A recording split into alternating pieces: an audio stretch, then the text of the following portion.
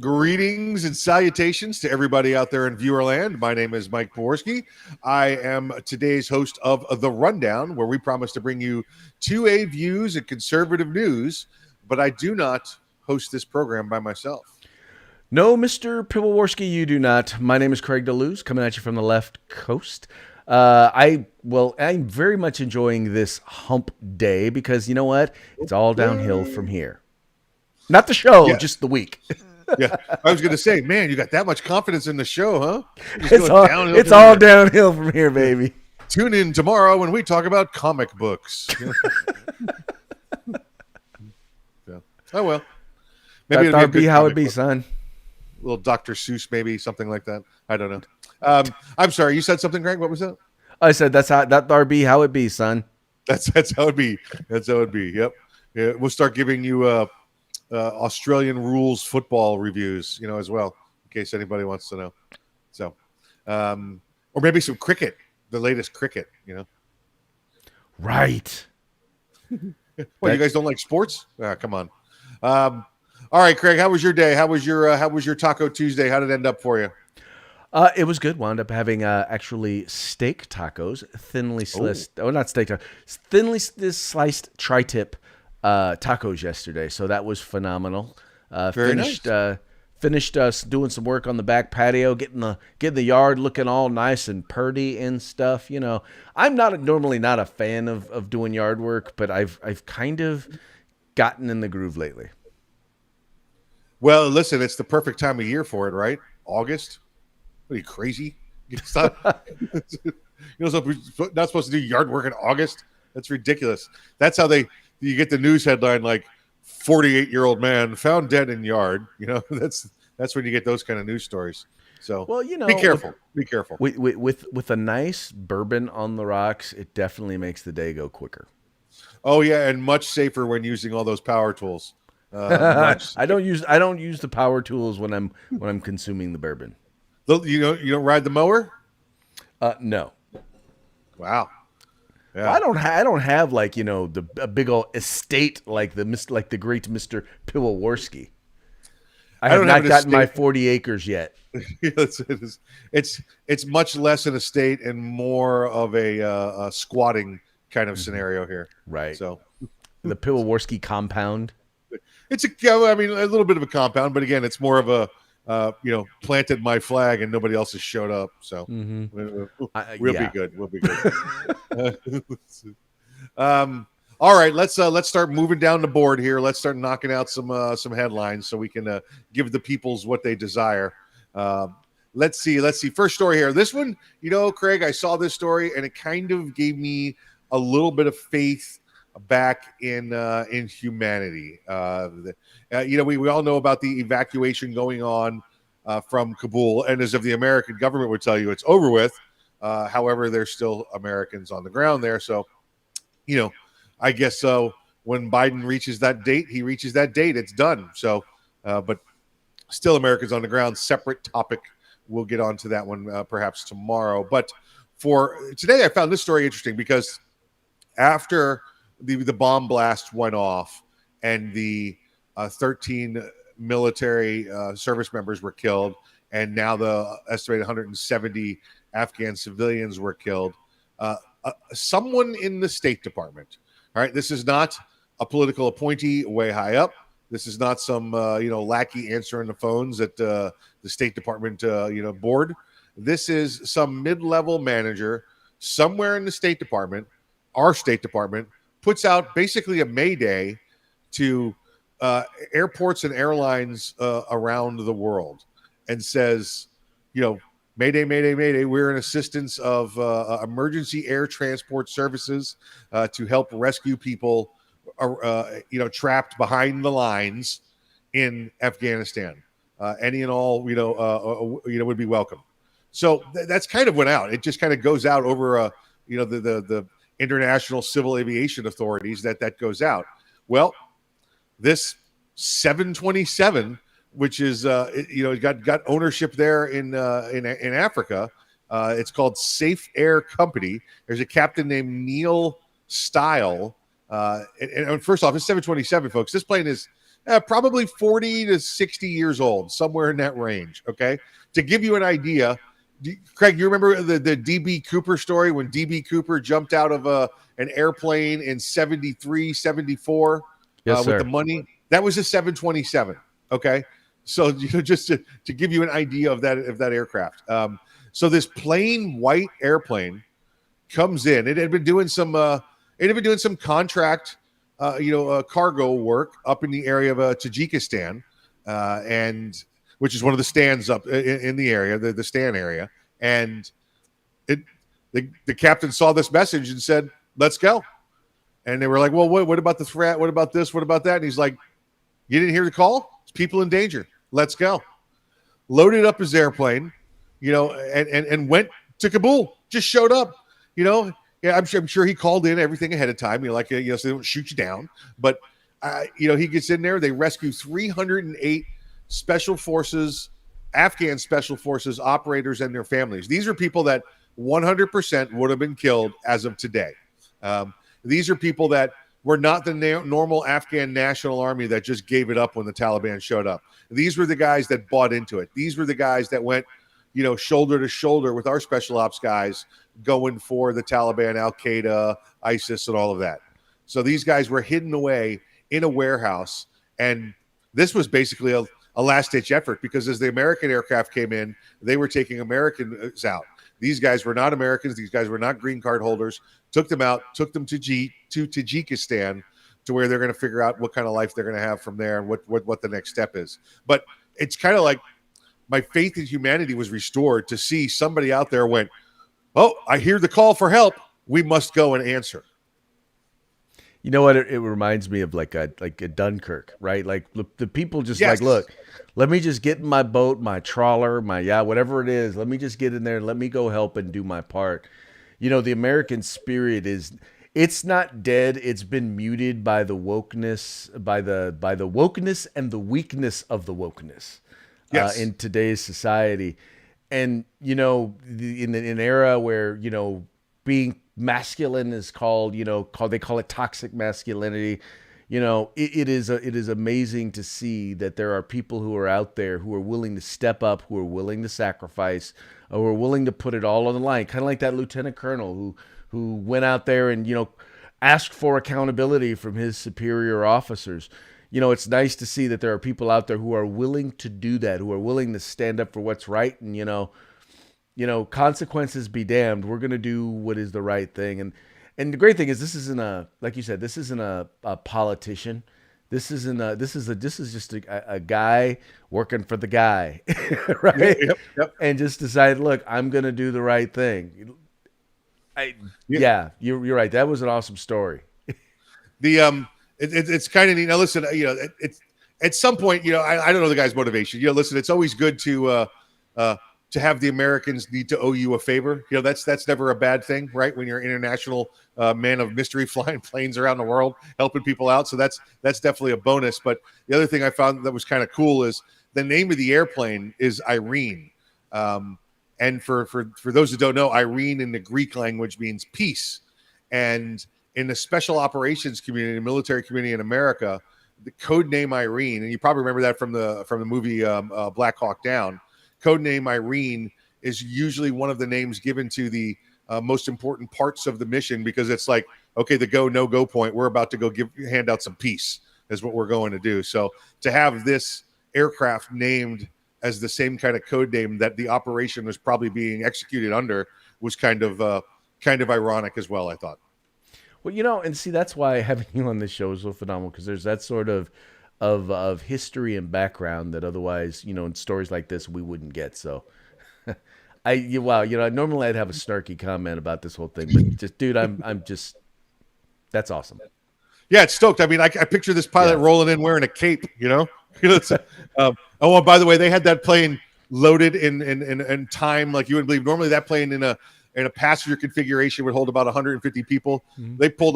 They pulled everything out of that thing, every chair out, treated it like a little cargo liner, had 308 of those guys loaded up and in and out of there like in an hour. So, I mean, if you blinked, you missed Irene on the ground. Dude, I can imagine him like opening the thing and just being like, I heard somebody needed a ride. Yeah, that's it. Yeah. Yep, exactly right. Let's go. Let's go. Let's go. Yeah, the crapper's full. All right, let's see. Uh, let's talk some guns, Craig. Let's talk some guns. Are you familiar with what's going on down there in the great state of Texas? Yes, yet another state has passed constitutional carry. Yeah, this is great. I think they were the 19th or 20th over this past year to pass it, and today, September 1st was effective date for them. So, you think of Texas, you think, well, they must have had open carry to begin with, right? Well, they did a long time ago. They lost some rights back when. Up until recently, you could open carry a long gun, but not a handgun, if I'm recalling that correctly. Um, what's happened today is they went full on constitutional carry. They went open carry of long guns, open carry of handguns, no training requirement required for the open carry, and no training requirement. And if I'm correct, because they went full constitutional carry, no training requirement required for the concealed carry either. And again, Craig, we've got the usual people that we hear from during this, and I know you're familiar with them, that object to this kind of carrying of firearms. Well, first of all, I'm a I'm a big believer in the right to carry. So whether it's open carry or concealed carry, although interestingly, historically, in the Old West, to carry a firearm concealed was considered kind of it was considered to be kind of underhanded, which is Yeah, it was dirty. Yeah, it was sneaky, dirty. Yeah. Exactly, which is why they required a permit to carry concealed. Correct. But yeah, just the idea that, and once again, the recognition that your right to self-defense doesn't end at your front door, and that's to me more important than the ability to carry. Because the ability to carry is important, but it's a recognition by the state of Texas that my right to defend myself and defend my family doesn't end at my front door. It doesn't end at my property line, and that's the most important message that is sent by these laws. Yeah. Listen, I appreciate that many of the police chiefs in the major cities, liberal areas of Texas, are concerned that their citizens may not understand the duties and responsibilities of carrying a firearm. So they are trying to educate those people. And they're telling them things like, listen, and this is kind of stuff you get in a basic class, whether it be a 2-hour, 10-hour class. If you see a shoplifting, you don't pull your gun. If you watch two people arguing, you don't pull your gun. And it's basically what we tell everybody in these classes is it's to protect you and yourself from physical harm or death. You're not the police. You don't pull the gun out and you go try and direct traffic with it. So I appreciate that these police chiefs are trying to pass that word. I think they should do it a little more like, hey, we have free training. Why don't you come get some? As opposed to threatening people not to do wrong or they'll be arrested. So that would be nice. Some of it, though, is I'd say that some of those law enforcement officers need some training as well. Not just in shooting, but in particular in terms of, okay, so now how do I handle an armed citizenry? Because in many cases, when we've talked about this before, from the academy, they're taught that anyone who does not have a badge that has a gun is a bad guy, and that's drilled into them. And so now there has to be a recognition that just because someone has a firearm or is in possession of a firearm does not mean that they are a criminal. And that attitude, that mentality is going to have to be gotten out of law enforcement. Now, I'm not saying that there shouldn't be a certain level of awareness anytime you're engaged with someone who has a firearm, but you can't treat everyone who has a gun like they're a criminal. And unfortunately, that with many people, I'm going to put it this way, too often it is the case. I'm not going to say most cops are like that. I'm not even going to say a lot of cops are like that. I'm going to say too many have that issue and probably need some retraining in that area. Yeah, I would call it continuing education training as opposed to retraining. You get listen. There's 4 states left that don't have any kind of open carry provision. Texas not being one of them, because Texas always had open carry for the long gun, so there was kind of something law enforcement knew. But even so, in the major cities, you didn't see people carrying long guns walking around, in the major cities. But now you can see them wearing handguns walking around. Now in Texas, you'll see that plenty. You just won't be in the downtown area. But additional training is definitely required. Continuing education training for law enforcement to make sure they know of every new law that comes out, especially ones dealing with firearms because you don't want any mistakes made. So, Exactly. congrats to Texas. Congrats to these chiefs that are, talking about education rather than threatening people. And just remember, hey, in Texas, you've also got your signs there. The signs there have the force of law. So your 30-06 and your 30-07 signs that say no carrying of open or no carrying of concealed firearms, those have the force of law. So don't forget that. That's one of the reasons they were able to get constitutional carry, Craig, because they gave up that opportunity to private entities to have signs that have the force of law. So, that was the trade-off. Why is that compromise okay? Because that's something we gained back, not something we gave up. Well, So and that's we the interesting gained thing back. is most of the times compromise when it comes to guns is okay. We're going to negotiate how much of our rights we're going to give up. In this particular case, Correct. it's a matter of we're going to gain access, increase access to our rights, and in exchange, we're going to give private property owners a certain level of respect and rights. And I think that makes sense. Once again, though, in the net, we've gained greater access, or Texans have gained greater access to their rights. They haven't lost, and that's Right. an unusual compromise when it comes to gun rights. Well, and listen, and again, I don't even that we call it compromise, but there's no other word really to describe it. I say it all the time. Well, no compromise. What does no compromise means? It means when the left wants to take my gun rights away, I'm giving no compromise, because their Right. idea of compromise is I want 100% of your gun rights now, but I'm willing to take 50 this year and 50 next year. That's Right. their idea of compromise. Right. My idea of compromise is I'm gaining back rights. I would like back 100% of my rights, but I'm willing to take back 50% on this issue because I'll take 50 back next year. So Right. it's no excuse me, it's no compromise when giving up. I will take some compromise when getting back. I just don't have to get. I don't have to get a 100. I don't have to get everything I want right now. Correct. Absolutely right. So, all right. Makes Well, sense. let's move on. Good on our good friends in Texas. So nice to see them there doing such. Craig, this story I think is the one that you're taking us out. Help me out with this story here. Okay, so in Connecticut, they have this issue where, well, this is not just Connecticut. There are a lot of cities and a lot of states where you have to apply to get a pistol permit, to be a handgun permit, to be able to purchase a firearm. Well, in the state of Connecticut, there are a number of police chiefs who are have basically been dragging their feet on approving these permits. So imagine you have to get a permit in order to exercise a constitutional right, one that's already been ruled by the Supreme Court is your right, right? But imagine you go to apply and it takes you 6 months, 7 months, a year in order to be able to get the permit, which will then allow you to exercise your fundamental rights. Well, in the state of Connecticut, it was taking so long that, residents decided that they were going to sue these 4 police chiefs who just seemed to deliberately drag their feet when it came to the application process for getting these handgun permits. Yeah, this is again out of Connecticut, and I know this is from the Connecticut Citizens Defense League. This is a great organization. I believe it's Holly Sullivan's the president of the organization right now. We talk to her all the time about situations around the country and including in Connecticut as well. It's a CCDL, so check them out when you get the opportunity. We see this Connecticut, Craig. The other places we've seen it is North Carolina recently. New Jersey always seems to be at the top of the list for these.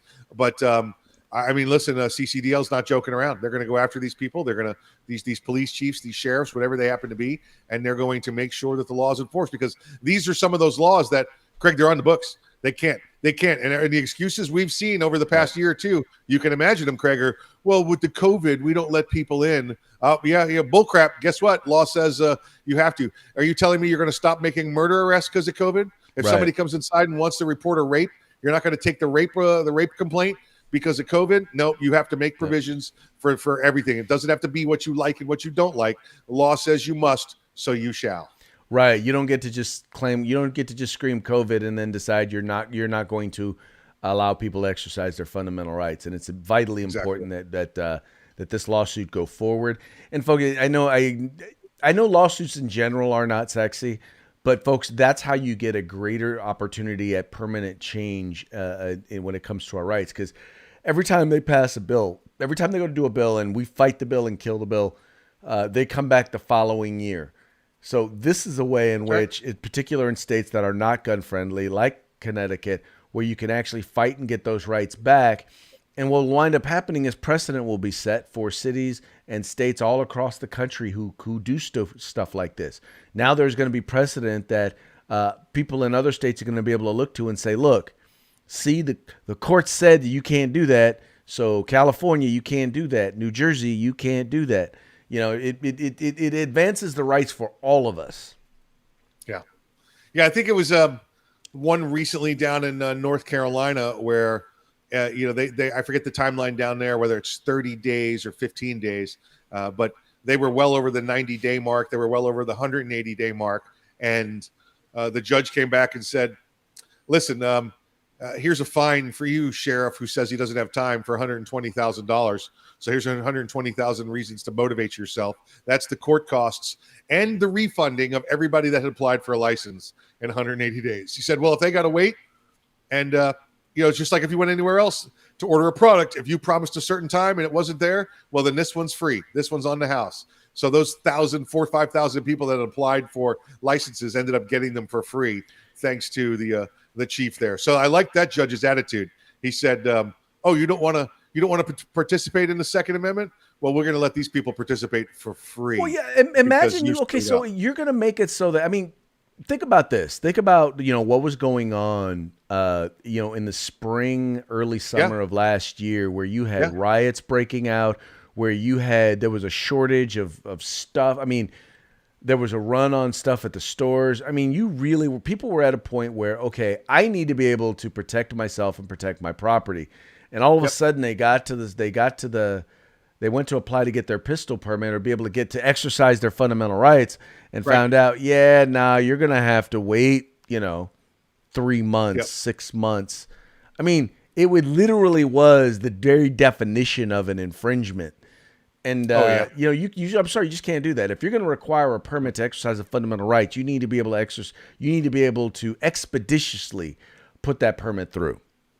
Yeah, don't be messing around with the law in different corners. You better mind your P's and Q's, otherwise you're going to get attacked. So exactly, that's it.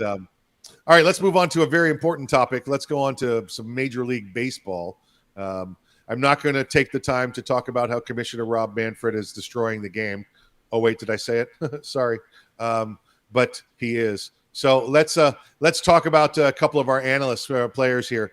John Smoltz is a Hall of Fame pitcher, by the way, the most elite organization in this country, the Major League Baseball Hall of Fame. He's a member of. Al Leiter, former multi-all-star pitcher as well. John Smoltz, Al Leiter, both work for Major League Baseball Network, the MLB Network. Smoltzy is also an analyst on Fox News. He has the unfortunate duties of having to broadcast with that moron Joe Buck. And then Al Leiter is an analyst and a baseball operations guy with the New York Mets of the National League. So these guys are both pretty much well locked into baseball's full-time jobs. Major League Baseball Network, under the leadership of Rob Manfred there, like I said, the commissioner of baseball, they have been told, no vax, you go home. You can't come to work. No vaccine as of September. You can't come to work. So these guys, Craig, are being discriminated against because of a my body, my choice kind of decision here. Yeah, Mike, it's a trip when you think about it. These guys just don't. It's idiotic. If you are vaccinated, then you can still get it. If I'm vaccinated, I can still get it and I can give it to you. So how is my being vaccinated, whether or not I'm vaccinated, how does that protect you? Especially when, by the way, if you're vaccinated, chances of you getting sick are close to nil, or at least significantly reduced. Once again, whether or not you believe that, that's their logic. That's what they say. Oh no, it had nothing to do with belief for me. The papers today were saying again they're looking at Pfizer about 40%, Yeah. effective, and that Moderna, I didn't know this one, Moderna has about twice the antibodies in it that Pfizer has. So, remember these were all touted to be the same, but evidently not so. I saw this, Craig, and I wanted to wrap this into this as well with this refusal business. It said people who don't want the vaccine aren't refusing it. You don't say a person is refusing to take antidepressants or refusing to get married. You can decline without refusing. You decide what's best for you. Right. Refuse is a manipulative term loaded with unfair moral pressure. So they've just chosen not to get it. They've declined to get it. It has nothing to do with refusing your policies or anything like that. Once again, there is absolutely no exemptions for people who have already had COVID, which, by the way, we know. We know the protections already that come from having had COVID last longer and is much more effective. The chance of you catching it again and the chances of you getting sick if you get it again are significantly lower. And by the way, it lasts significantly longer. So we already know that. But like I said, what really gets me about this is that, once again, they keep saying follow the science, and they're not following the science. No, it's follow the political science. You know that. Well, there you go. It's got nothing to do exactly with what it is. It's about following the political science. And just as an aside, so I'm not a big baseball guy. You're not really watching much football. And you know one thing we share in common? We hate Joe Buck. I don't understand how this guy. How is this guy? You know, he's a Hall of Famer. How is he in any Hall of Fame? Not in baseball. Not in baseball. He's in the Football Hall of Fame. And I'm like, dude. Well, maybe I. You know what? I could be wrong about that. But he's like on Fox's #1 broadcast with Troy Aikman. And I keep thinking to myself, nobody I know likes this guy as an announcer. How does he keep a job? Every day when I go to bed and I kneel down next to my bed and say my nightly prayers, I pray that Joe Buck gets hit in the throat with the truck. And it never happens. It never. Well, I don't. Not enough to kill him. Not enough to kill him, but just enough to keep him off the air. Just enough to... I hate him as an announcer, and I just don't understand how dude keeps a job. Horrible. I don't know how he is in football, but in baseball, he's the most horrible announcer. He's the kind of announcer that makes you stand up and go, wait, what just happened? And you know what happened? Nothing. He calls it wrong. He puts the emphasis in the wrong places. He's got too many stupid stories about cheesesteaks or something like that. I'm watching a baseball game, Buck. Just go away. Let Smoltzy handle it, all right? Well, that's the thing is in their particular case, he's supposed to be kind of the play-by-play guy, not the color guy. That's what Aikman is there for. Stop trying to pretend like you're an expert at the sport, because you're not. You may watch a lot of it, but you clearly demonstrate. Here's the thing: it's not practice that makes perfect; it's perfect practice that makes perfect. You watch the same sport for decades, Joe Buck, and you fuck it up every single time.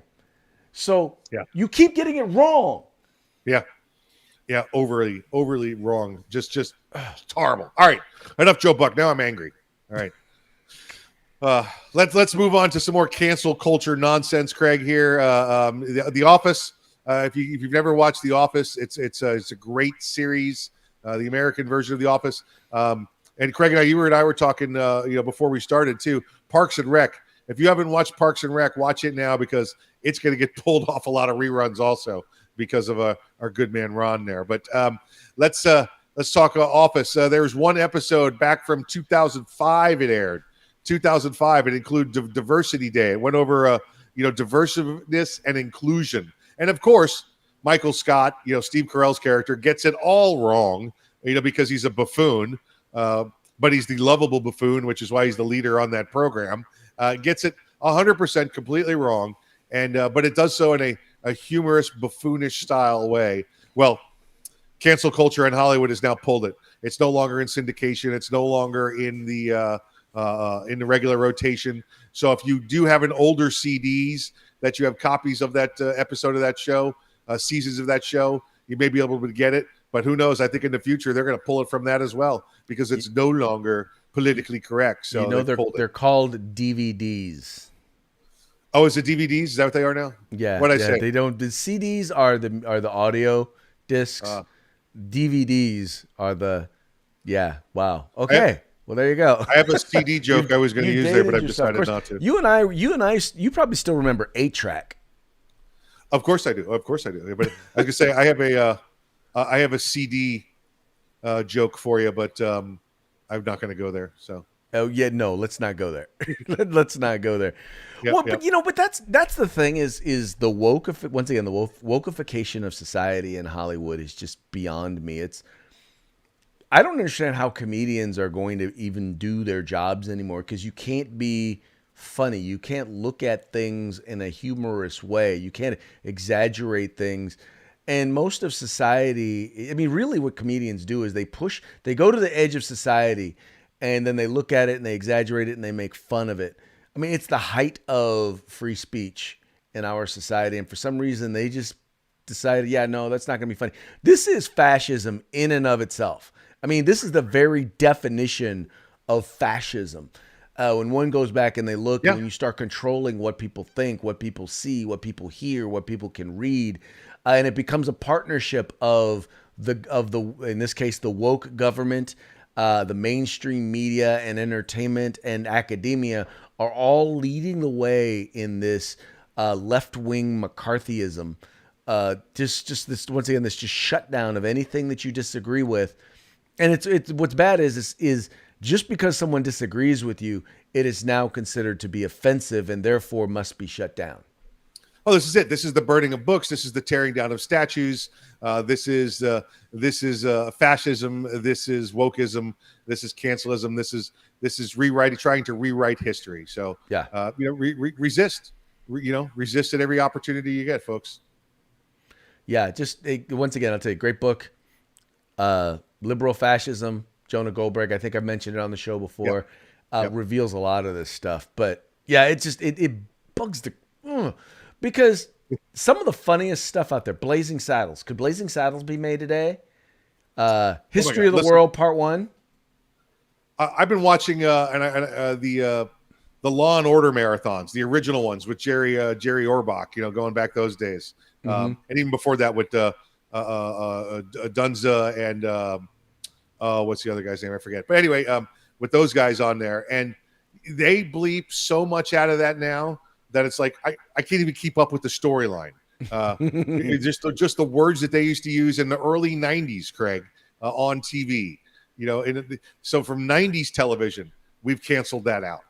Every other word, I'm like, what did he mean to call him there? I'm not even sure what the word was that could have been there that could have been offensive. So. And at the same time, there are words that they allow now that back in the '90s were considered offensive. That you wouldn't hear. Right. That you hear stuff on the radio now that I'm like, you would have never heard that on the radio when we were kids. No, absolutely not. Absolutely not. Yeah, but it's okay. It's okay now because those are the new acceptable woke words. It makes me feel like get off my lawn guy. Yeah, exactly. Yeah, exactly right.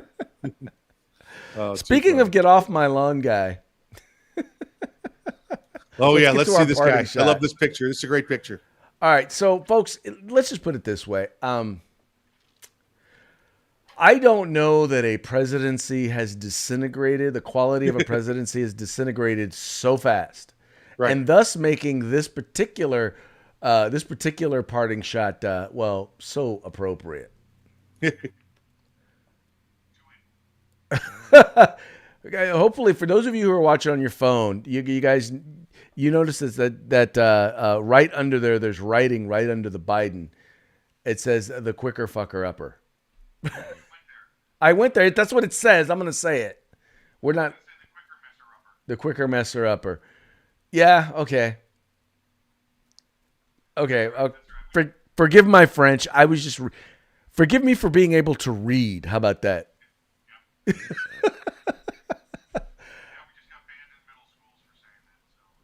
Well, I don't know that we're on in many middle schools anyway. Trust me, I've taught in middle school. They're using much worse language.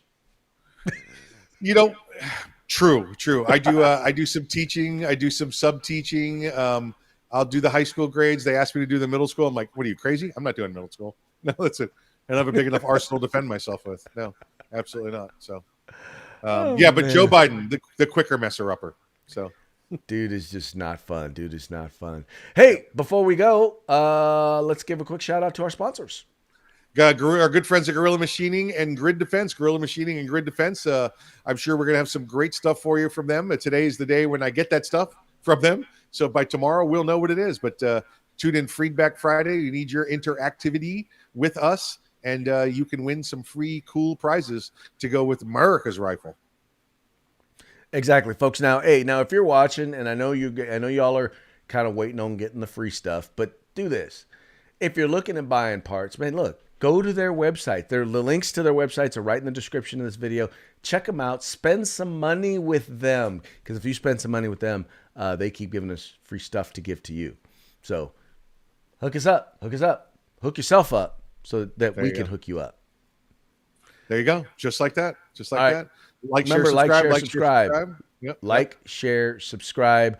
Make sure you subscribe to our YouTube channel and our Facebook page. I know you're watching. You could be watching us at 2A News. You could be watching us at Arms Room Radio, or at the California Republican Assembly. You could be watching us just about anywhere. We're on a bunch of different channels. But the place we need you to like and share, we need you to like and share us on the Rundown on Facebook and on YouTube. Do it. Do it now before Hillary gets you. All right. We'll holler at you guys later. Biden didn't kill himself. Did you just say Biden didn't kill himself? Oh, man, I did. Damn it. Say Biden didn't kill himself. I was thinking Hillary, and I think she's going to whack him next, right? Depends on what she has on, or he has on her. Well, everything, probably. Talk to you guys All right, so Epstein didn't kill himself. Let's leave it there. There you go.